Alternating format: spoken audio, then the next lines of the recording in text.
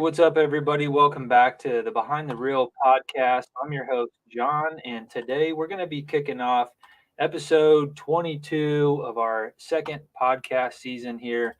Kind of did a last minute podcast here, and we've got a special guest from over in Missouri joining us, Luke Routh, and we're going to be talking a little bit of everything, but he's been hitting the socials pretty hard here lately, and he's caught my attention and probably a lot of you guys' attention. Actually, before we went live here, seeing one of my buddies from the completely other part of the country sharing one of his reels. So he's definitely reaching a pretty broad audience there. So chances are you guys probably already know him. If not, you can check him out on TikTok, YouTube, Facebook. He might be on a couple more Instagram. I'm not sure, but we'll talk about that. For all of you guys that are just joining us, we've already got some people in here in the comments that are ready to get this thing started. So I wish I was throwing the buzzbait right now, but I'm not. I'm sitting at home. I'm sure Luke feels the same way. It sounds like he just got done after a hard days of work. So anyways, we're going to talk some fishing here. I'm going to go ahead, bring him on. But if you have any questions, if you want to join in the conversation, make sure you put your comments over there in the live comment section alongside LK Adventure here. Appreciate you. Do me a favor as well. Share the link to this video in your local fishing groups, fishing forums. Share it with a buddy, and we'll spread the good news. But we'll go ahead, bring Luke on, and get this thing kicked off. What's up, man? How you doing? Pretty good. How are you doing this evening? I'm doing all right, man. Just chilling down in the basement. Are you running around like a chicken with your head cut off? That's my whole life. Like, I don't feel like I have many spare minutes anymore. So, yeah, I just feel like it's only going to get worse with the kid on the way, too, is what I've been told. So, yeah. I better learn and prepare for everything that's on my way. Sure. But you seem to be hustling pretty hard. I'm seeing these videos popping up every single day, it seems like, maybe even multiple times a day. I know firsthand how, crazy that can be. I think you even said before you jumped on here, you had to edit a video or something. So what does that look like? Your full-time job, you're fishing tournaments, you're doing the social media stuff. It's a lot of long days and very well planned out time is what it is. Okay. I start my day, later than most, probably 7:30 every day. Get up and get after it. I go out. I don't work till noon, so I'm pretty luxurious there, but I work till 8 every night. I usually come home. I'm up, eat dinner. I'm editing videos, talking on the phone to sponsors and other people about they need videos. I mean, I'm up till 1 a.m., 1:30, kind of conducting some business, taking care of business, and it's off to bed. And, if I get some time before I go to work, I'm thankful I don't work till noon, so I can go out and shoot videos in the morning. Or, if I got a derby I got to go practice for, I can go out and practice that derby till noon. So the 12-day kind of sucks, but then again, it allows me to do some things that not everybody else can do at an old 9 to 5. Yeah, no, that's pretty cool. Yeah, you just kind of make it work. So tell folks a little bit about yourself. There's going to be people on here that maybe are learning about you, meeting you for the first time tonight. I know you're over there in Missouri. Is that kind of where you've been born and raised? Give us a little bit of backstory, how you got into fishing, and maybe kind of how you got into the tournament / social media scene. Yeah, man, sure. I've lived in Missouri my whole life. I think I moved from my mom's house when I turned 18. I moved in. My grandpa passed. I moved into his house. I still live here today. Little house on 156 acres. I live out in the middle of nowhere. Nobody bothered me. I love it. It's absolutely amazing. And when we start talking about, how I got into fishing, we always crappie fish. When I was growing up, we constantly went crappie fishing, and I didn't find bass fishing until I was 22, 23. I think I've been doing it 7 years now, looking back at my Facebook memories. So I'm 30. So yeah, 22, 23. Had my grandpa's old 16-foot bass tracker. Man, we fished a lot of derbies out of that 16-foot bass tracker with a 40 horse, and we got to winning a few. And then I jumped off and bought a 17-foot nitro and decked it out with hummingbirds and old Trexes, and we kept fishing bigger and bigger and kept doing well. And then now me and my team partner both have, brand new nitros sponsored by Albert's Marine, and we go around and we fish everything we can, man. Like, we'll never sit here and say we're the best, but we're not scared to show up and put our money in the pot and try to win some. I guarantee you that. Heck yeah. And then what's your home lake? You've got some videos that I think one that you put out there today. I would call Stockton my home lake. It's the lake I know the best. Palm de Terre is also a pretty close lake to me. I know it very well too. Two completely different fisheries in my mind. So it's nice to have. Palm de Terre gets a lot more stained water. Stockton's a lot deeper and clear. So I've kind of had to learn to fish both ways. I also don't live 45 minutes from Truman Lake. I love fishing Truman Lake. So that's kind of three lakes I really focus on. I make it over to Lake of the Ozarks, in the winter when it's not a bunch of big boats out and stuff. And then Table Rock's one. It's like an hour 45, and I never really make it down to Table Rock to do a lot of fishing. So, but no, just right here in the Ozark region, I get down to Table Rock a couple times a year. Get my head kicked in from not being there. But I mean, I just enjoy it. Like, you show me a lake I've never seen in my life, like that's when I'm at my happiest. Like, I can just show up with an open mind and go fishing. That's when I'm at my happiest for sure. Heck yeah. Any reason to come over and fish in Kansas at all, or? I fished some in Kansas. I fished Bone Creek, Fort Scott Lake, Cedar Creek, kind of that area. I fished a little bit over there. I've never been to Lacine or any of those lakes, but definitely want to come over there one day and go fishing. Yeah. Heck yeah, man. Let's see. TikTok sensation, he says. Heck yeah. I wouldn't say that. How long have you been doing the TikTok stuff? Hard, like year and a half. Yeah. I think last year I posted, like, up till early this spring, I posted 3 videos a day every day. Wow. And a lot of that's just me being goofy, me stitching people's videos, me just being me, you know what I mean? Like, that's what everybody says. How do you get on the internet? Like, I think some people have it and some people don't. I think your best shot is to be yourself and find your niche and where you fit in and then roll with that. I don't think trying to be fake or phony is a good way to get on the internet and get views. Yeah, for sure. Okay, so that's where I seen this dude. Then he won a big tournament. What big tournament? Yeah, I won a Joe Bass this spring. I mean, I don't know. I mean, I guess that's big for around. I mean, kind of big. It's not an OMTT or something. There's a couple tournaments I haven't won that's really eluded us, but I really want to win the Ozark Mountain Team Trail. That's kind of the best fishermen in Missouri. All kind of go around fishing the different lakes, and I've come close, man. We had second at Bull Shoals a couple of years ago. Had a fifth at Lake of the Oak. We've come close. We just never been able to seal the deal. But hopefully one of these days we'll get it done. Heck yeah, man. Okay, and then we were talking about kind of what you got coming up for the fishing season. Do you have any big tournaments coming up, or? Well, about all I got left is the Joe Bass Championship on Stockton, which is my home lake. I'd like to think I have it advantage, but you put 200 boats out there. It's not that big of a lake. It feels the pressure fast, and the fish change, and they don't set up on the normal stuff they set up on, so it's really anybody's ball game. Last year, some guys from, I think, Table Rock won.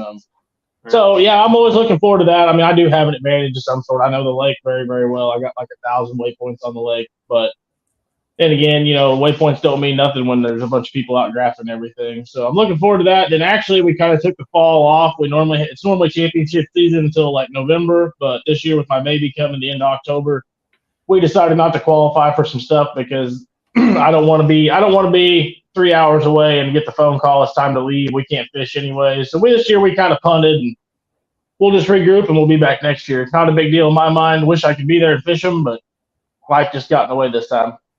Yeah. And I know you're running some forward-facing stuff. You're talking about all the pressure, from the electronic side of things, just all the technology, side imaging. Obviously, the live scope's going to be the big one, active target, but how big of a role does that play in your style of fishing? I prefer not to use it, but I mean, I have to use it. You know what I mean? Like, I'm not saying I'm not a guy that's just going to look down at the screen and look at it all day. I still enjoy the purities of fishing, but don't get me wrong. I scope plenty. Like, I mean, I know what's going on. I use it more to identify how the fish are setting up on things. If I can see how they're setting up on something, like, I quit looking at it as much. I even turn it away from them or turn it on standby. I think it bothers them, but I'll pull up on some places and you'll see 20 of them sitting down there, and you'll see how they're set up. Like I turn it. I'm not gonna sit there and stare at them and try to catch all 20 of them. I might after I beat them up for a minute, but I'm gonna make those first 10 casts, and I'm gonna try to do it the old-fashioned way, because I feel like if I can shut that thing off and not give them the ping, I feel like it really helps. Especially this spring, I found that out a lot. We won one of the tournaments we won. We see them sitting down there and we turned it off, and they didn't bite the first couple casts, but once we got them going, man, we caught one every cast for 30 minutes. Like we got them going, and it was like the old days. Yeah. Heck yeah. Yeah, you hear of a lot of guys talking about that's kind of how they're using it, and maybe not always turning it off like what you're saying, but you do hear about people talking about seeing the pressure from the pinging of the transducer, and they're becoming more and more aware of that. Obviously, I can guarantee you right now, I can go over stocked in the first brush pile I scope. I can turn it on there. If I get within 55 foot of it, one will swim out of the pile because it feels the ping. Yeah. I've seen it. You'll see two big ones sitting on top of it. You get 55 foot, go to cast, and one swims out of it. You're like, well, he's gone. Yeah. Now some of those guys are good enough; they're starting to chase these fish. They see, I'm not that good. Like I'll never say I'm that good with. They're starting to actually chase these bigger fish and trying to catch them after they've scared them out of the pile. But that's not something I'm trying to do. Do you use it much when you go crappie fish? Yeah, if I go crappie fishing, I stare at it a little more if I go crappie fishing. Yeah. If I go crappie fishing, though, I normally take my in-laws or my wife. So I try to put us on a brush pile that's loaded with them, and try to sit. My wife's pretty good with it when it comes to crappie fishing. She gets mad watching them chase her jig up and not eat it. She'll have some choice words for them. But if I can see there's 100 of them sitting on top of the pile, like I just throw it out there and count it down. Like I don't have to look at it. I let her do the looking, and I just kind of throw. There you go. Heck yeah. Do you have any experience fishing out of a kayak? No. No? None. No interest? No interest. Okay. You like going fast? I fish so many spots in the daytime. Yeah. I'd have my legs would be fell off by the time I got back if I tried to fish that many spots in the daytime. I do think the kayak guys, the guys that like to fish slow, definitely have an advantage in the kayak world, because they learn to milk a spot over, where me, I'm looking to hit a bunch of high percentage places fast, and they're looking to find a productive area and try to milk that area.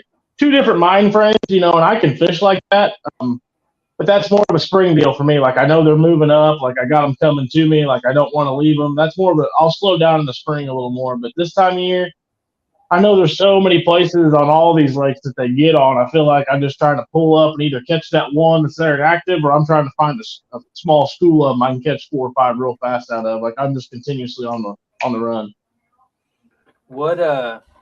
What's the bait right now that you're gonna have tied on at all times? One of them. A football jig. Yeah. Motion fishing football jig. What size are you always pretty deep or? Yeah, I'm a shallow guy, but I mean, I've just learned, to me, it seems like till like the 1st of October, it's hard to win shallow anymore. And I thought that would change. I thought with all the people out graphing and scoping and finding all this offshore stuff that, but it really hasn't changed. I mean, it's still a deep deal until the 1st of October every year. Mm-hmm. Now, so you said you're typically shallow water guy, though? That's your preference? Yeah, I mean that's my preference if I had to fish as a shallow water guy. So if you had to choose between a Texas rig and a jig, are you picking up that football head? No, I mean if I'm shallow, I got more of a flipping jig on. Like right now, if I'm throwing a jig, it's usually in like 8 to 20 foot of water. So I like the football head more to stay out of the rocks. If I'm throwing it in a brush pile, I go to a flipping jig. I'm a guy that believes in all style of jigs, so I'll have several different styles on my deck and different colors and stuff to try out throughout the day. When do you pick up the Texas rig over the jig? If the water's in the bushes, if I'm flipping some heavy cover, I always go with the Texas rig over like bushes. Another great is around the spawn. We throw a lot more Texas rig than jigs, but besides that, I'm kind of a jig guy. Unless I know it's just a perfect Texas rig scenario, I'd rather be throwing a jig. Oh yeah. If you had to pick, which one are you going to go with? Are you going to go with the shaky head or the drop shot?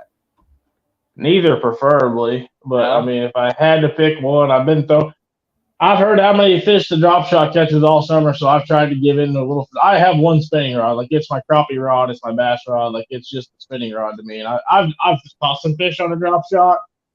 I haven't caught any big fish on the drop shot. I'm still gonna stick to my. I mean, for a while in my home lake, like nobody was catching 5 fish, like 9 pounds and 4 was winning tournaments, and I'm like, well, I'm gonna finesse these things, and all I caught was little ones. So I think I'm just gonna stick to my 20-pound line and my heavy rods, and I'll either catch them or I won't. You know what I mean? I'm kind of to that Yeah. point with it.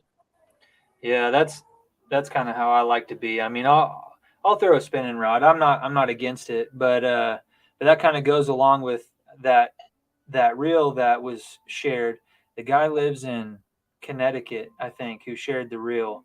I'm assuming you don't know him, and he doesn't know you personally, but yeah, he shared that reel where you were talking about the throwing a bait caster or throwing the spinning Yeah. reel, something to the effect of more testosterone or more manly or something like that. Right. Yeah. So yeah, the fairy wand, I guess you could say. Yeah. And I mean, I've caught some big fish crappie fishing, but I mean, I don't go out in the spawn and throw a crappie jig all day either. I mean, I just feel like I don't know. I just feel like if I can get 5 bites power fishing all the time, they're gonna way bigger. And I'm wrong. Don't get me wrong. I throw a wacky rig, but I throw a wacky rig on a jerkbait rod. Like I don't even like. I try not to throw the wacky rig on a spinning rod. I do pick it up sometimes, but it's definitely not something I like to do. Are you throwing that weightless or Yeah. yeah? You get a good jerkbait rod, you can throw a wacky rig on it. Yeah. Easy. Um okay, so if you had to choose jerk bait or swim bait In the winter, right now, whenever, I don't know.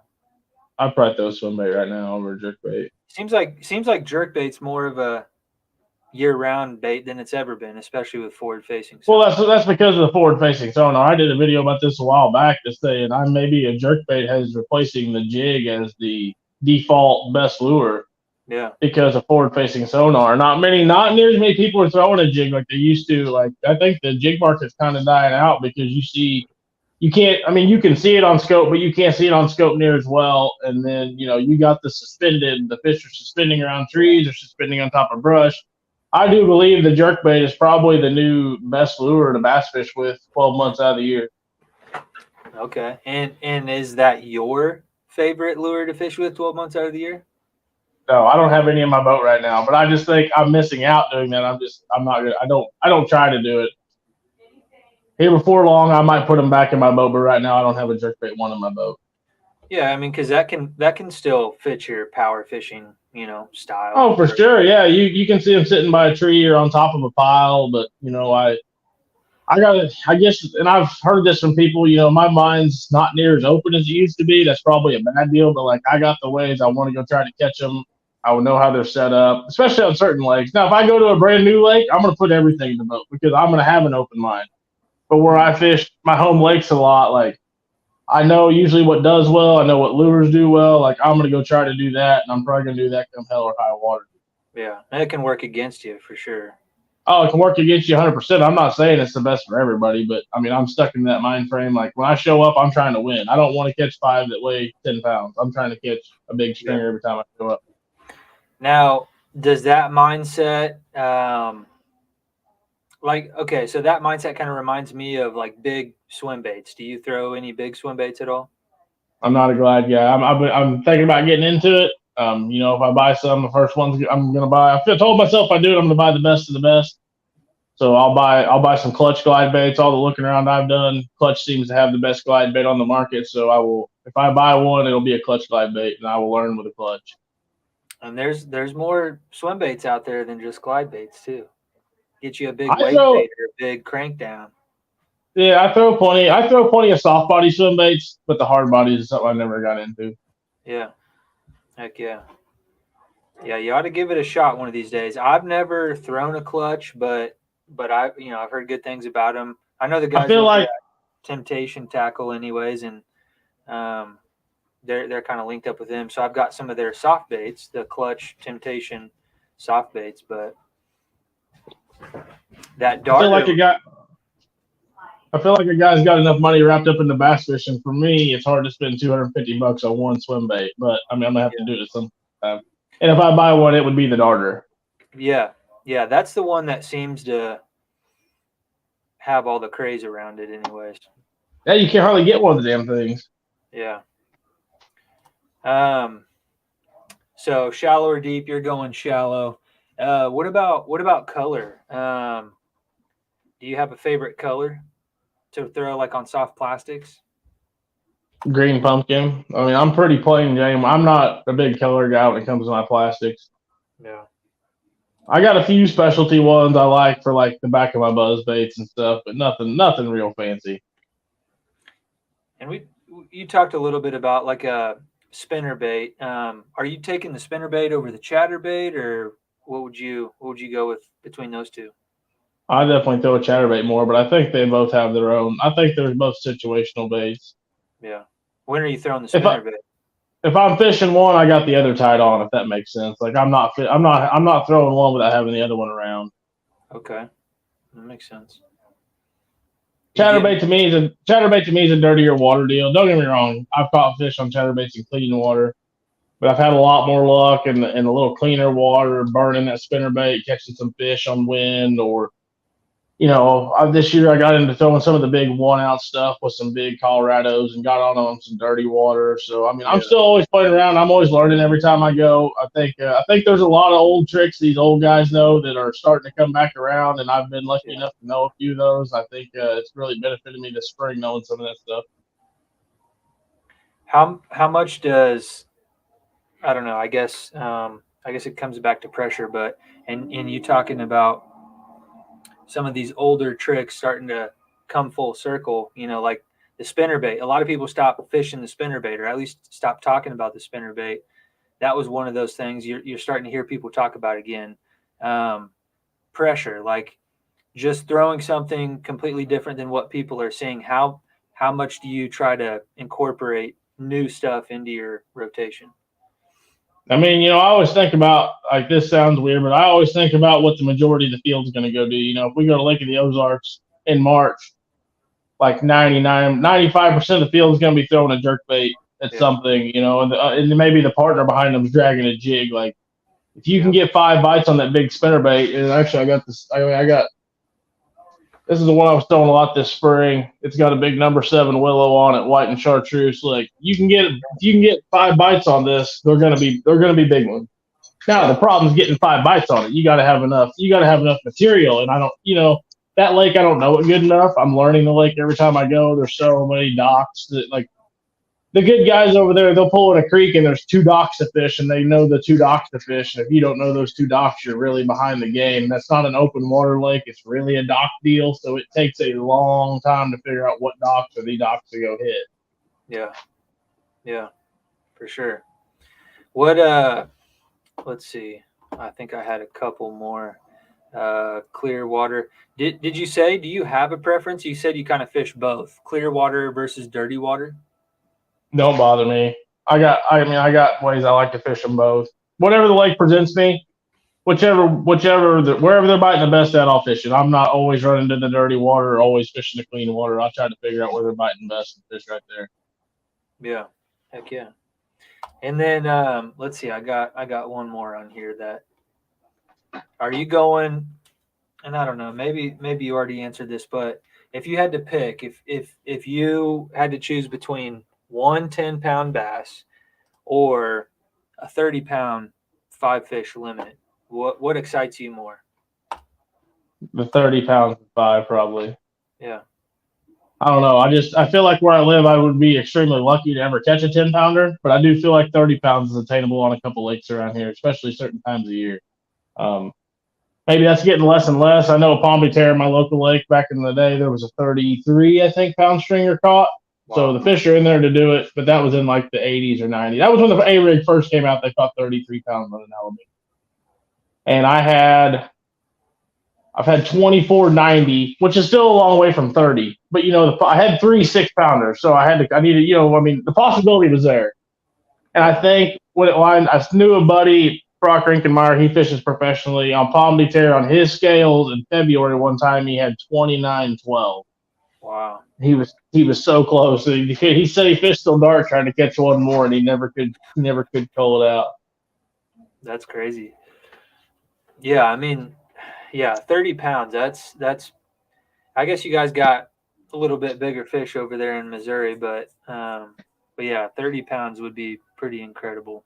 Now, does the 30 pounds excite you more because you kind of come from that tournament mindset, or?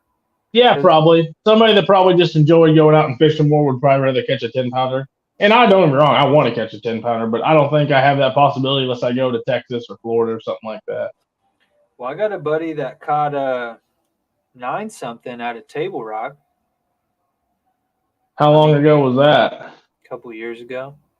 Oh yeah, I don't know. I've never heard any fish. I've never seen any fish that big come out of Table He's a Rock. swim bait guy though, so yeah, and that makes a difference. Guy. Hey, more power to him. But they're, I mean, yeah, very, very few and far between. My partner caught an 895 on Stockton, which is the closest I've seen to a 10-pounder. He caught an 895. And all the tournaments that you've been in and stuff, never seen a 9-pounder. No, in Missouri. I've heard it. There was one. I think Jack Yuxa caught one, not in the tournament, but on a guide trip at Lake of the Ozarks 3 or 4 years ago. Was the last 10-pounder I heard of that somebody said they caught. Was it like that? I would believe. You know what I mean? People might say they caught one in a farm pond or something, but the last reasonable person I heard thought they could have caught one was out of Lake of the Ozarks. Okay, nice.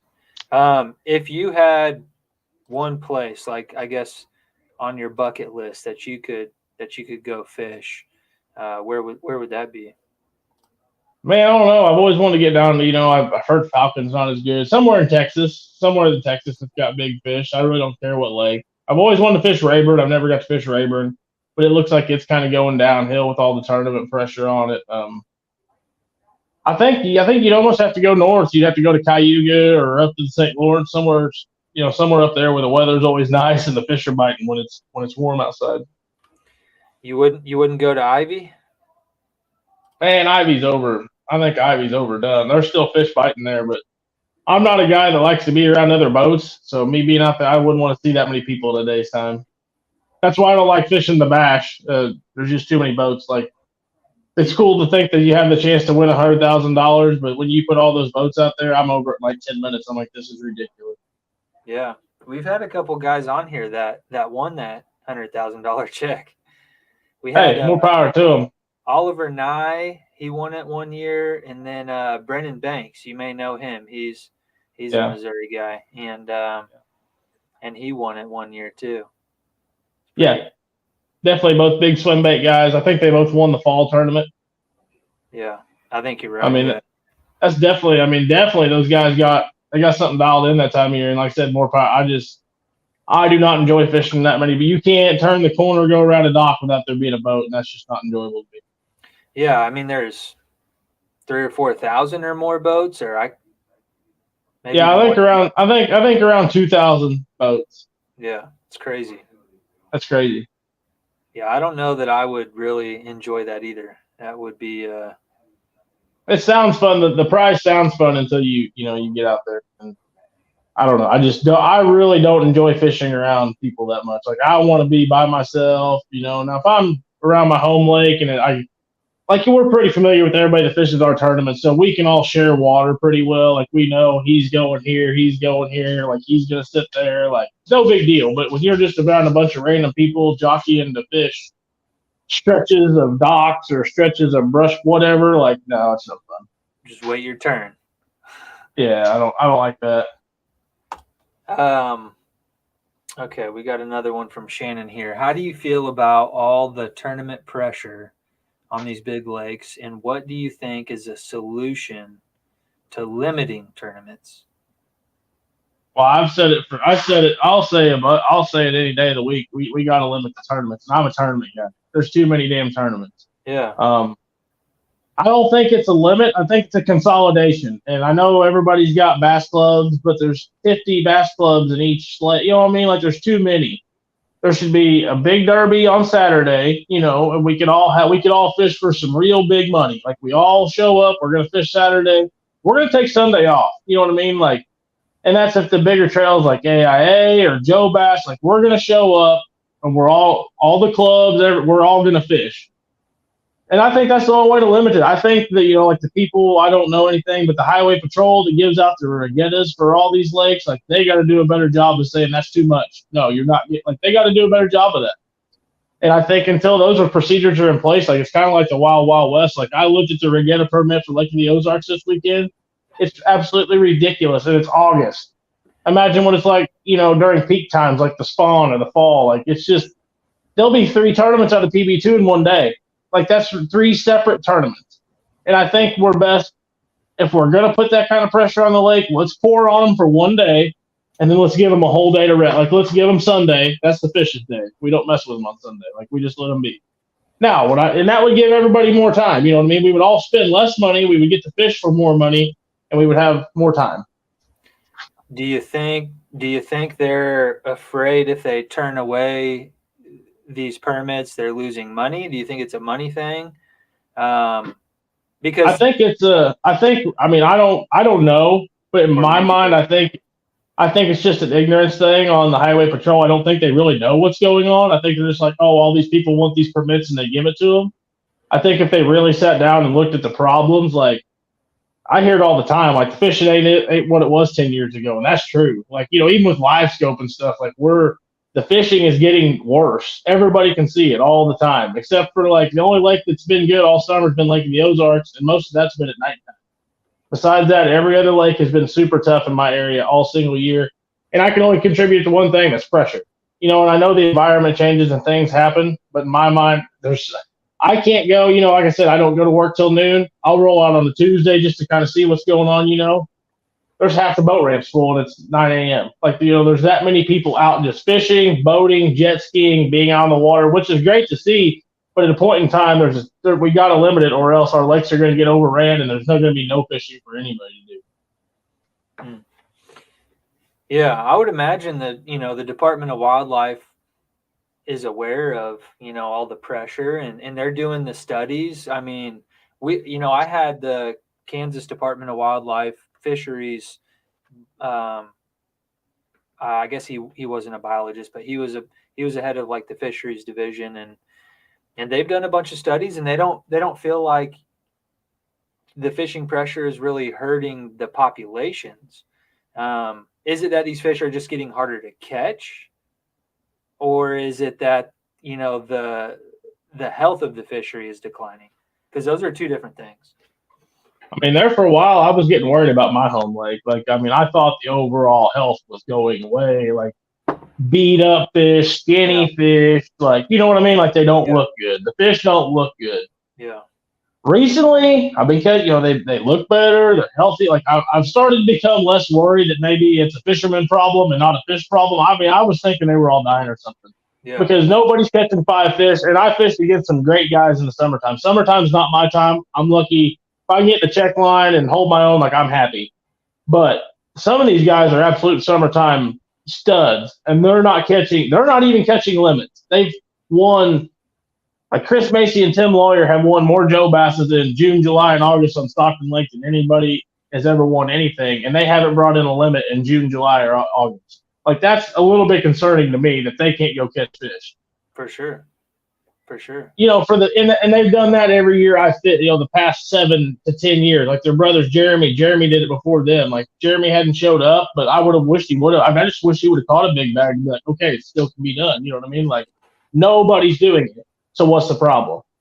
It's not the fishermen. I mean, we all know where they like to get. So what's the problem?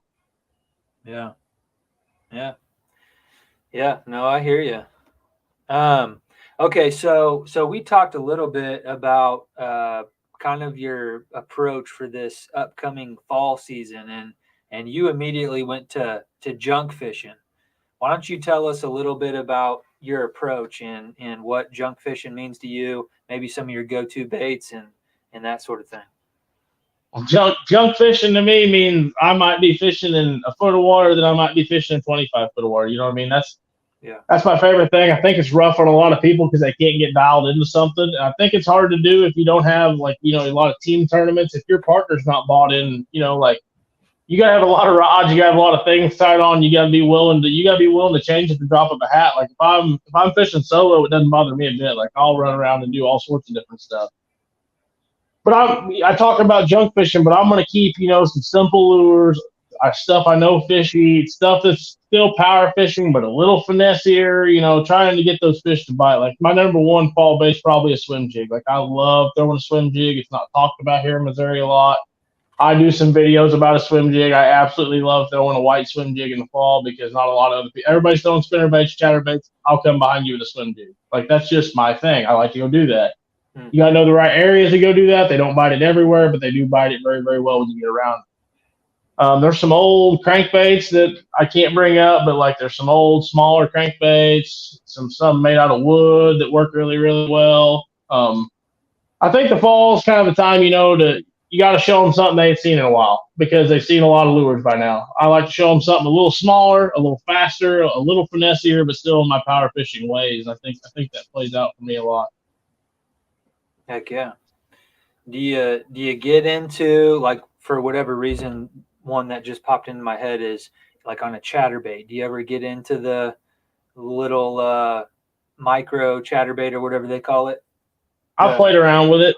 Yeah. I haven't really caught much on it yet. I think it's got its time and place. I think every lure we have in our tackle boxes has a time and place. I think it's just your job to figure out when that time and place is. Now, okay, so but then you also talked about having that lure, like the swim jig is for you. You kind of dial that lure in and you almost feel like you could catch a fish on that lure any time of year in just about any situation. You may catch more fish in it in the grass or whatever the situation is, but like you can catch fish on that one lure so many different ways. How much does that play into what you decide to throw? Right, that's the great thing about having a swim jig. I can swim it, I can flip it, I can drag it. I'm mostly swimming it. Like 95% of the time, I'm swimming it. But don't get me wrong, I see a good deep tree, I'll flip it out, and I've caught plenty of good fish just flipping a deep tree with a swim jig. It happens. I think to me, like I like to get dialed into certain lures. I've done it long enough now. I like to get dialed into certain lures for certain times of year. Like right now, I got a whopper plopper on my deck. I got a swim jig. I got a couple football jigs, and I got a Texas rig. I'm either going to go fish brush piles or I'm going to catch them shallow on the swim jig and the whopper plopper. And that's kind of stuck in my head. Like I said, that's not the way to be. But I know that's the way I'm going to go catch a good bag if I'm going to go catch a good bag. Like you might run out there and want to drop shot them and throw a finesse swim bait. You might beat me. You might catch a good bag. But if I'm going to do it, I got to do it on my terms. I can't go do it on what somebody else is doing. Yeah. Yeah. And then, the guy on the back of your boat catches the same fish on something totally different. All right. Have you tried any of those turd baits? No, I'm not a Ned rig guy. Or, well, not necessarily a Ned rig, but the poop baits. Oh no, I haven't played around with those. There's a bunch of them now. Yeah, it's funny. It's a good gimmick. I think Depps maybe was the one who kind of came out the first. Now everybody's got one.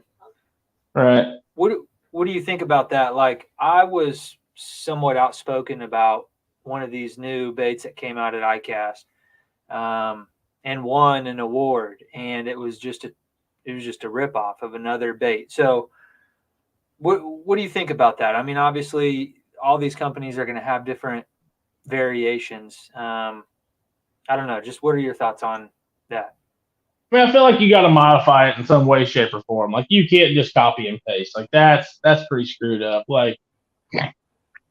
I've made the argument on my TikTok before. Like, got a lot of these small bait makers, like they're just making out. They got do it molds, but like they're making brush hogs and Zoom Z craws and stuff that already exists. And I don't feel like that is right.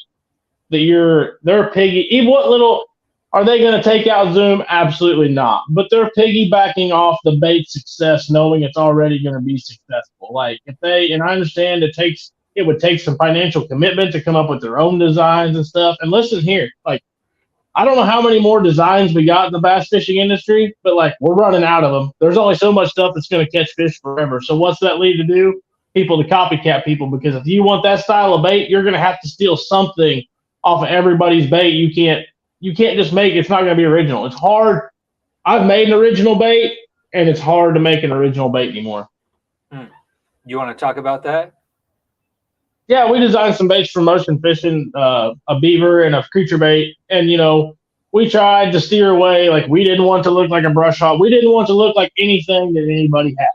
Yeah. And I think we did that. I wanted a big beaver. Like we all have D-bombs and reaction innovations. I wanted a thick beaver that was a big profile that I could flip in dirty water. And I think we hit the nail on the head. We was out there pool testing them. I'd get under there with goggles and people would flip them in front of my face. They all, the creature bait really has a seesawing action going now. Like it's different. And it took us a while playing with that. We had to play, like he'd send me 10 bags with numbers on them and be like, okay, get in there, pool test them and tell me which one does what. So I'd have to do that. Like there's a lot that goes into it. It's not just pop it into your head and like, oh, there's the bait. Like there's a lot of testing and stuff. You got to get the plastic right. You got to get everything right. And it's hard to get all that dialed in. I will promise you, it's hard to get all that dialed in. We could even dial it in better than it is now. I won't say they're perfect, but I love the baits. I use the baits all the time and they work perfectly fine for me. You got any handy that you can show us?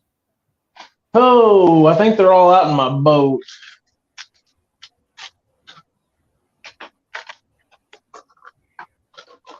What are they called? The Hogzilla is the creature bait, and then the Rowdy Beaver is the beaver. The beaver, say, is a thick. We wanted to go like a no action beaver, but it's not designed to go on it's designed for a flip it. Like it's designed to be flipped into cover. That's the way we designed it.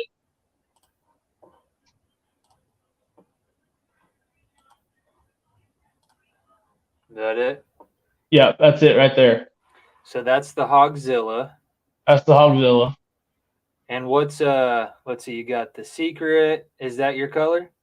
No, that's another guy's color, the fish in Stockton Lake that's on the team. That's his secret color. And a guy actually won a tournament on Stockton. Beat him with his own color this summer. He was pretty He caught an 860 something out of the brush. That's one of my favorite brush pile fishing baits, is that right there. Okay. I throw that a lot in the brush piles. Yeah, that is a good looking bait. We made it, the slender design. It fits down in the cover. The big flapping legs got action, but there's not a lot of extra appendages coming off of it. Just a good usable bait. And here's the Rowdy Beaver. And there's the Rowdy Beaver. Nice. It's a chunky sucker. Yeah. It's your typical beaver bait, but we made the body bigger. Like we wanted that big profile. We wanted the legs to not have much action. That's what we weren't going for a big kicking bait. Like we wanted a true flipping beaver. Yeah. You put a 5/0 EWG in that thing and go flipping. That's awesome. So yeah. you had quite a bit of behind the scenes R&D on that stuff, huh? Every step of the way. Hell yeah. Let's see. I got something else here too. I think this is the video we were talking about earlier. Did you put that one on YouTube as well? Which one? The spinning rod one? Yeah, I put it when I post a video, I post it to all platforms. Now how does that work? I'm curious, maybe just for my own knowledge, because it seems like sometimes a certain type of video does better on one versus the other. So when you create a video, do you have the platform in mind, or are you okay, this one's going to do well on TikTok, or I'm really making this one for YouTube? I don't. I go with the more spray and pray approach. I feel like I'm just trying to make a good video. I'm trying to make something that relates to people, that they can share. That's probably the biggest thing. Make something people can share. If they can't share it, the algorithm's never going to like it. I try to make something shareable that you can share to your buddies and get a laugh, or you can share to your wife and she can get. I try to make it shareable where you can share it to people and they get entertainment out of it. As far as thinking about the platforms, I've had a couple videos lately. I did one yesterday that actually blew up on all platforms. It blew up on, that never happens. Usually, if you have a good video, it'll hit on 2 out of the 4, or maybe sometimes 1 out of the 4. Hitting on all 4 is almost unheard of. for me, anyways. Which one was it? I had one where I was sitting on my boat talking about the expense, like the how bass fishermen are irresponsible at financial, and it went to 150,000 on TikTok. It's like at 30,000 on Instagram. It's already at like 15,000 on Facebook, and then YouTube takes forever to come around with the shorts. So yeah, I had one from spring out of nowhere 2 weeks ago start taking off, and that's been spring. Like that's a long time. Like after 2 weeks, I consider a video dead. Like it's dead, it's done. I forgot. I've even forgot about it, well, and then it started blowing up. It seems like shorts are even more short-lived. No pun intended. Yeah, they'll jump it. Like if I post it in the first hour, they'll jump it up to 2,500, and it's done. It's done. It's like nobody ever sees it ever again. No. Okay, so what I've got here, give me 1 second, and I'll pull it up here. Show everybody what you're doing over there. It's a bunch of foolery, and people think I have hate towards certain like spinning. I don't. I just got to make what's funny for me. Like I like giving the spinning rod guys crap, and if they can't take it, I mean, I guess I'm sorry, but I mean, it's what I enjoy making. I'm not a big Guggen fan. I'm not a big Ned Rig fan. Like that's just me showing my comedy in a certain way. You know, I talk about my wife a lot. I made her paint her to be a person she's not, but she really don't care. Like it's funny. People enjoy it. Okay, let's see it here. This is the one that I was talking about. In a recent scientific study, it shows that guys that spend 75% or more time fishing with bait casters in their hands have 150 times increase in testosterone. For the same study concluded that guys that spend more than 75% of the time with spinning rods in their hands, not so much. In a recent scientific study, it shows that guys that spend 75% or more time fishing with. That's it. Yeah, so that's kind of a sneak peek in what he does. Yeah, but like you're not running out of ideas. Like you just keep going. Yeah, I mean, there's always. I guess I'm blessed with a scatterbrained mind. There's always something new that comes into my mind, and then you might have some bass fishing controversy we can talk about, like something. I feel like what makes me unique from a lot of people is I give you a little bit of everything. I'm going to try to teach you a few things about what I know. I'm not going to branch out from what I don't know.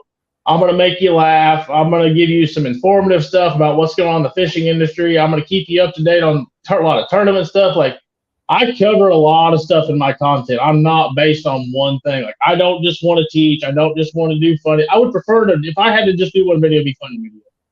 But I try not to do that. I try to keep a good mix to keep everybody in tune on what I'm doing. And some people like different stuff. You know what I mean? I've had a lot of different style videos blow up. So I just keep making them, whatever comes into my head, whatever I think people want to see, I keep making them and throwing them out there and see what happens. That's all you can do. He says you hate kayak fishermen too and are beating the bank. No, I had an incident with a kayak guy. No hate on him. I had one incident with a kayak guy this year. I pulled up and fished a point out in like 30, 35 foot of water. And I seen him. He was fishing down the bank, to the back of the pocket, just fishing down the bank. And I thought, all right, there's no way he's going to – like I couldn't cast to the bank from where I'm sitting. There's no way – and I can cast quite a way. There's no way I could cast to the bank. So I'm like, I'm good. And I pulled up out there, and he's like, you didn't need to cut me off, a-hole. And I'm like, man, you were just fishing down the bank. Like, we had the interaction. And he apparently knew who I was because he talked about most of me on the internet. Like, I don't care. That's one thing somebody's got to know about me. Like, I'm going to be me. I don't care what you do. Like, I just thought it was funny to talk about. And I got a lot of kayak fishing buddies. I just won a tournament a Friday night or a week ago with a guy that's his first boat tournament win is out of a boat. He's fished out of a kayak his whole life. Yeah. Like, I got kayak buddies. But I feel like there's a big animosity between the kayak guys and the bass guys, and I try to stay out of that. Sure, it's fun to poke a little fun at the kayak. Like I like to poke fun at several different people just because it's funny to me. Yeah. Maybe I'm an a-hole for that. I don't know, but I feel like everybody, if they would take the time to appreciate the sense of humor in some things, like if you look at my stuff, like I focus on a couple groups, but like hell, I give myself hell sometimes. I don't care. Nobody is off limits to me. Yeah. No. Yeah. I mean, I think. From what I've seen, it's all in good fun. You're not, really calling anybody out. No, if I am, I'll make a different style video, and you'll know I'm being serious when I do. Shannon's asking, do you do any work with Producto lures? I do not. Okay. I don't.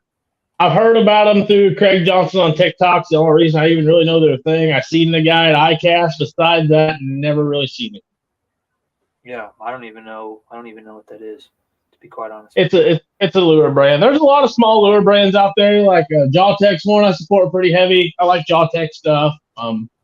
Only big worm I throw anymore is a Jawtech. Like, and I made a video about this the other day. Like, these guys, unless they want to, partnership with me over the long term, like, man, just support these people. Buy these people's products. Try them out. Like, there's plenty of people buying Strike King. There's plenty of people buying, Reaction Innovations. Like, let's show. I love showing the small guys some love, especially if they got some good designs. I'll use a small bait company all day. And I think a big thing with that is seeing those original designs, like what you were saying. That's right. That's really cool to me when you see like Biz Baits, for instance. They're a smaller company. I mean, they're getting out there, right? A lot of people know who they are, but they have all original designs, and even from the very beginning. So yeah, that's something that I always look for when you're supporting the small guys. If they have something, one, that is going to stand out, maybe looks a little bit different, but two, also helping somebody else kind of chase their passion. Like I'm fortunate enough, right? I get to work in the fishing industry, and I may not be a full-time fisherman, but like I get to go to work and talk about fishing all day. So that's pretty cool. So yeah, I mean, I get to go to work at a family grocery store with my two brothers all day and then come home and do the rest of this stuff. So, I mean, nice. I wish, and don't get me wrong, I do plenty of stuff in the fishing industry. It's just a lot behind the scenes, like for companies, with companies. Like I've got a lot more entrenched over the past couple of years, and man, I'm getting kind of addicted to it. It's a lot of phone calls, it's a lot of talking on the phone, it's a lot of but some people are letting me kind of help make some decisions now, and it's really, really cool to see. They put the trust in me, but I think they see how hard I work at it, and they know that I wouldn't steer them wrong because I'm just as bought in as they are. Yeah, no, that's awesome, man. Yeah, that says a lot about you and about how they view you. Obviously, got some respect for you. Luke throws a spinning rod so much he started throwing his bait casters with the handle on the wrong side too. Were you against the lefties? He's not. He gives me crap That's my buddy from Texas. He gives me crap every time he sees one of my videos. He tells me my reel's on the wrong side. Are you a lefty? I'm not a lefty. I'm a righty. But that's the way I learned. That's the same for me. I throw left-handed reels, and I'm a right. When we crappie fished all the time, I use a spinning rod on this side, and when I bought my first bait caster, I'm like, well, the reel goes on the left, so I started using it that way, and that was the end of that. I can't hardly reel this. I can't do it. I'll tell you a funny story. We was fishing a club tournament over at the river on Lake of the Ozarks last year, and I really wanted to throw a buzzbait. Like it just got rainy for a minute, and it was like I need to throw a buzzbait. So I picked up my partner's. He reels on the right, and I throw this thing at the bank one time. Like I'm probably not going to make more than 2 casts of this thing, and I catch one, about a 3.5 pounder. I was trying to hand him the rod, like I don't even want to reel this thing in. And he's like, no, and I'm just like got it tucked under here, and I'm trying to do this as fast as I can and hope he gets it in the net. Like that's all that was going on. Yeah, it just feels awkward to me. I don't see why we got it in. I don't see why you would want to set the hook. Like in me too, I want to set the hook with my dominant hand. Like I want to have all my powers in my right arm. Why would I set the hook with my left arm? Yeah, I'm with you there, man. I'm the same way. Like I didn't really grow up fishing a whole lot, but like when we did fish, it was with at least when they handed the kids a fishing rod, it was a spinning rod, and it was the handle was on the left side. So when I was an adult and I picked up bass fishing and I went and bought my first reel, same thing. It was like I didn't even think anything about it. I didn't really know that everybody else was right. Yeah, I'm the same way. I'm the exact same story. Like I had no idea that like you were supposed to do it this way and that I'm against the grain. But I think if everybody would give it an honest try, they would love it because it is the only way I see the fish is with my left hand reeling the bait in. But I do. I'm with you there. But like if somebody is used to doing it that way and they tried it the other way, they're probably just as awkward as we are trying. My tournament partner is a weirdo. He can do it. He's pretty he's made himself ambidextrous. He can pick up one of my rods and throw it just the same as his. Really? Yeah. Yeah, I've tried it, and my wife throws a right. So, but my wife does it the right way. She's a lefty, and she Right. throws a right-handed reel. And Right. same with my grandpa. He's a lefty, and he throws a right-handed reel. So um, Right. that makes perfect sense. Yes, sir. Uh, handle on the right for both of them. Yeah. So yeah, no. So he's doing it. He's doing it the right way. So, but oh man, yeah, that's one of those. Like you can get into a heated debate with somebody with over Oh, that. people take that personally. Like we're just talking about it. You don't need to get all upset. Like it's just a discussion. Yeah, I've That's what never. when everybody like Randy Blockett's definitely in the lead for live scope hater, and like Oh yeah, he he makes some point of views. I understand. Like I don't hate the guy because he hates live scope. Do I think he picks on a little much? Maybe, but that's his point of view. He's passionate about what he's doing. Like yeah, I'm not either for it or against it. If they took it away, I'm gonna fish without it. If they let me have it, I'm gonna fish with it. Like it doesn't change my day a whole lot. yeah, But some people are passionate about different things. So I don't think you can knock the guy for being super passionate about a lot of things. There's people that are passionate about having it. They're like, no, we need to have the sport. Like I'm just not either so one way or the other that I can't talk either way about it. I could give you 10 reasons I want to get rid of it, and I could give you 10 reasons I want to keep it. And both of them are the same to me. It really doesn't matter. yeah. I I'm for it. I mean, I sell live scopes for a living, so Yeah, you have to be for it. Yeah, I say you have to be for it. You sell live scopes for a living. I mean, but you got to ask yourself, like we got to draw the limit somewhere, right? Because you look at all the advancements in technology we've had over the last 5 years. 5 years ago, LiveScope was, I don't think LiveScope was even around. I think it was still Panoptics 5 years ago. Yeah, Five, I think you're five, right. 5 years ago, it was, I mean, it was a good technology, right? But it's come a long ways.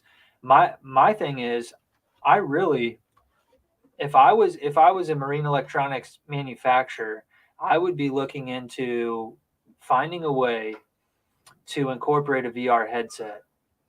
And I really think that if you had like basically what you do on like a heads up display on cars now, if you could overlay, so if you had a headset, if you've ever played one of those games, you can see through it in certain modes in the game.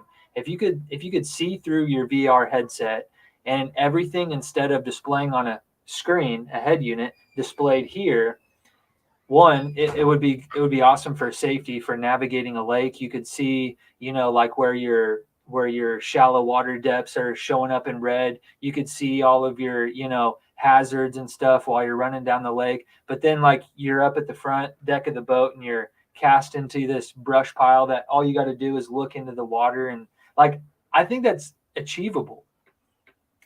Yeah, see, and like to me, like that's drawing the line. Like to me, that's too much. That's just my opinion. I think we're nowhere near what they can do, but I think we're close to what they should do, if that makes sense. In my opinion. That's just my opinion. But if you look at video games and what people are doing with video games, that's I think in 10, 15 years, there'll probably be something like I just described. And is that going to be allowed in, Bassmaster? Is that going to be allowed? Right. I think I seen something today. Bassmaster's considering next year allowing only one live transducer per boat. Yeah, how many do you got one in perspective mode, you got one in forward mode, you got I your think I think they're seeing that they are getting a little carried away. And I think you will see that. I think you'll see it go to one live unit per boat. I don't think you'll see all these different transducers hanging off everywhere, pointing in different directions. I think that'll be where they try to draw the line. Now, if they get it drawn there, I have no idea, but I think that's what they'll do. I could be completely wrong. That's just what I've kind of read and heard from some people today. So we'll see what goes on. But no, I mean, I definitely think like you said, there's gonna be a point. Like, where do you call enough enough? Like, what is enough? yeah.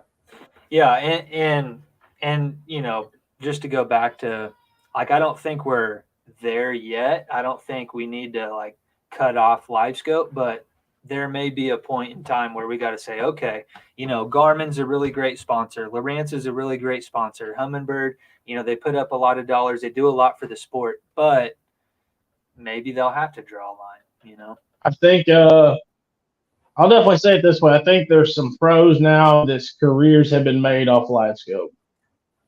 Yeah. And that's not even arguing. I mean, that's just like they're good at it. Like you can't take it away from them. They're good at that. But, what were they doing before? A lot of good anglers are still good anglers with or without it. They can adapt, they can do things, but there's a small percentage that stare at the screen that are just that much better than other people. Yeah. I mean, there's people like Josh Jones and people that don't even have to enter the tournament arena. That are making right. a living. What would Josh Jones be without live scope? He'd be a cable guy. Right. That's what I'm saying. Not knocking the dude. He's made more money than I'll ever make. Like this dude rakes in the money. Right. But at the end of the day, and he's very fortunate. He caught on to it early. He's very good with it. He knows the nuances of it. But at the end of the day, he's not fishing. He's scoping. He's scoping. Yeah, for sure. I wish I was as good at scoping as he is, for sure. If I was as good at scoping as Josh Jones, I probably wouldn't fish professionally either. I'd sit down on Ivy and catch 10-pounders all the time and make $2,000 a day guiding and call it good. That's the life, man. He ain't even got to work. Hell, he works 50 days a year. He's got a damn good living. Yeah. I mean, some people want that, competitive aspect, and yeah, maybe he's missing that. I don't know, but because he used to compete at a very high level in the tournament scene, on the crappie side. So absolutely. But yeah, until they kind of kicked him out of the crappie world because he was too good. He was too good. And now you got the same with Hayden Jeffries. Are they going to do the same thing to Hayden Jeffries because he's too good? Yeah.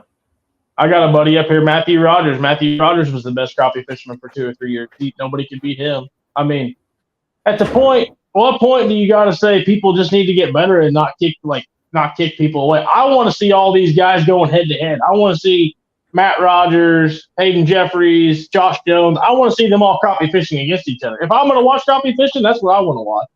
Yeah. If you're just going to make it a scoping deal, I want to see which one of the guys can scope. Turn it into a scoping deal. Let's see who can do it the best every time. Yeah. Who knows? If you see them put certain limitations on it, you'll probably see these electronics manufacturers doing their own series. Right. Let's have a live scope series. That, or maybe I guarantee you, maybe if they make it to one transducer, maybe you're going to see more 3-in-1 facing transducers. Well, and that's the thing. Like you say, let's limit it to one transducer. Well, 5 years from now, you're going to have a 135-degree cone. I mean, we have 135 degrees one way already, right? So, I mean, they're going to find a way to. Absolutely. That's what I'm saying. You can make a rule saying one transducer, but what's going to say Garmin going, okay, we'll make a transducer that you can see perspective and live at the same time. They're going to do it. They would absolutely do it. Yep. That'd be their next product. The day you hear one transducer, just know don't buy a live scope because that's coming. That's going to be the next thing. They can do it. They have the technology to do it.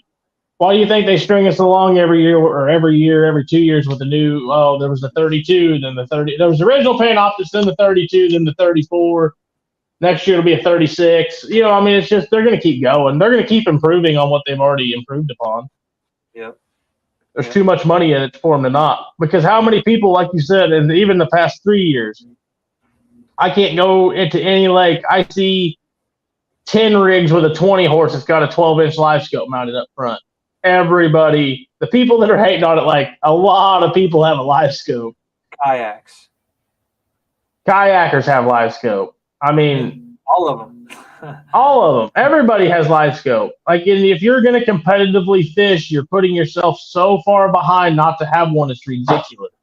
Yep. Heck yeah. Well, yeah, I mean, it doesn't really have much to do with live scope, but you showed that bait pop thing, and that's kind of what even made me bring it up earlier. And so are you running the active target? Is that what's on your boat? I got a Garmin. I got an original 1222 XSV or 1224 XSV and a 32. I still got the 32 transducer. Yeah. Heck yeah. You like the live scope, the 32? I've honestly just never had enough money to upgrade, so I just keep that one. It works just fine, and I've never had a lick of problems. I've never had one thing go wrong with that setup. I've never not turn on, never not display, nothing. So it's rock solid in my mind. I'm just gonna run it till it shits out on me. Yeah, that's a fan favorite. The GPS map 1222, 1242, same thing, but like the knob, non-touch, non-sonar. That's right. I got buddies that's got, the touch, and they might, it's just different. It's whatever your eyes are used to. After you stare at one long enough, like you're going to get used to what you're seeing. Like I can see a bump on the bottom, and you'll think it's a rock, and I'm like, that's a fish. Like I can just tell, I know what fish look like. And that's the same way with the guys that got the other units. Like they just take some time staring at to see what you're actually looking at. Yeah, for sure. Okay, well, I think we'll probably end it here. Is there anything else that you had maybe that we didn't touch on tonight? Anything you got coming up? Definitely shout out the socials, and I'll play some stuff after we sign off here. But no, man. I mean, yeah, people want to follow me along, want to follow along my journey. I call it a journey. Like I don't plan on quitting any sort of social media or fishing anytime in the near future that I can tell. So TikTok, Instagram, Facebook, YouTube, all Luke Routh Fishing. I'm just super happy to get to do what I do every day, and it's a lot of work. So anybody that wants to do it, you can go out and do it too. It's going to take some hard work. Heck yeah, man. Well, we'll be following you along. It sounds like you'll be taking a little bit of a break on the tournament side of things this fall, preparing for the baby, but you'll be back hard at it in the spring. Just as soon as it's born, and I can get back out on the water. That's the plan. I mean, I just got to get it born, and then we're gonna start hitting her hard again, as hard as I can, anyway. Heck yeah, man! All right, well, I feel like there is something I'm forgetting here, but we'll be following you along. We may just have you back on again, and it was nice. Oh yeah, anytime. All right, man. Well, you have a good one, and we'll be seeing you. We'll probably see you here in a few hours on a reel or something. Knocked out. I'm gonna make it quits for tonight. But yeah, you'll probably see me tomorrow morning about 9 a.m. All right, man. You have a good one. You too, man. Thank you. See ya. All right, there you guys go. That's Luke Routh with Luke Routh Fishing. We've got some more reels of his, or I guess YouTube shorts here. We'll play a couple more. Give you guys a little bit of an idea of what he's got going on. This is his YouTube channel. Let's see. I'm not showing you. There we go. There it is. If you guys want to go on YouTube, check it out. But this will give you an idea of what.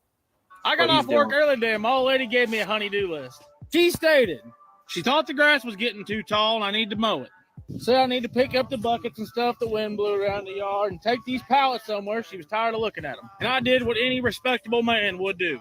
As soon as I got my ass off work, I drove directly home. I did not pass go, and I did not collect $200. I told her, well, dadgum, honey, that lawnmower's broke. It just won't start. I even left the lid up, too, make it look like I was working on it. So with the lawnmower being now broken, I just couldn't think what else to do with my time, Like, I could move the pallets, I could pick up the buckets, but that's not going to take very long. Like, I don't know what to do. Maybe I figured it out, okay? I haven't told her I'm doing this yet. But her next text to me was, you better not be going fishing today. Well, just so happened the boat's broke. The boat needs to go to the mechanic. It's broke. We got to try to get it fixed. And since it's close to the water, we might have to take it on a test drive, see if the boat's working. Boat problems. I got off work early today, and my old lady gave me. So that's something that he kind of touched on a little bit, is just, his success with all the social media stuff that he's been doing is he's just kind of staying true to himself. So a lot of people can obviously relate to these sort of things. Definitely, we've all snuck out a time or two when we're supposed to be at home doing chores. Let's see. Let's grab another one here. Let's see. Let's try this one. You want to know how financially responsible bass fishermen are? Let me show you. I'm going to put well north of $100 in this boat to go fish the Friday nighter. Want to know what the entry fee is the Friday nighter? 65 beanie weenies, son. What's first place prize, Luke? $250, $300? I don't know, not much. They do have a trash fish side pot. It's $5. I've won it 3 out of the 4 times this year. Looking forward to looking for a trash fish. I'm a drum catching savant. I'll go buy another $20 worth of ice and chew, and then tie some lures on these poles. I mean, we're well north of $300 invested in this trip. So just to break even, I have to win. That ain't including the pissed off wife tax. It's at least worth $50. And that's not counting how many lures my co-angler is going to break off. He might break off all my lures. So all in all, recapping the whole thing, looking about $350 to maybe win $350, but probably not. Might do shitty. So just before you think bass fishing is a great investment, you need to watch this video so I can tell you it's not worth a damn, son. How many of you guys can relate to that? I can definitely relate to the drum fishing savant part of that. So people always give me crap for catching drum. It seems like there's plenty of drum to go around for everybody. But anyways, I want to thank Luke for coming on here tonight. Thank you guys all for joining in. Do me a favor, if you haven't done so already, make sure to share this video. We'll try to spread the word, and go check him out. Check him out on YouTube, TikTok, Instagram, and Facebook. You'll have plenty of entertainment, and I know I've been enjoying it. So it was cool to have him on here tonight. I'm going to go ahead and hit the sack for the night here, and appreciate you guys. We'll see you on the next one.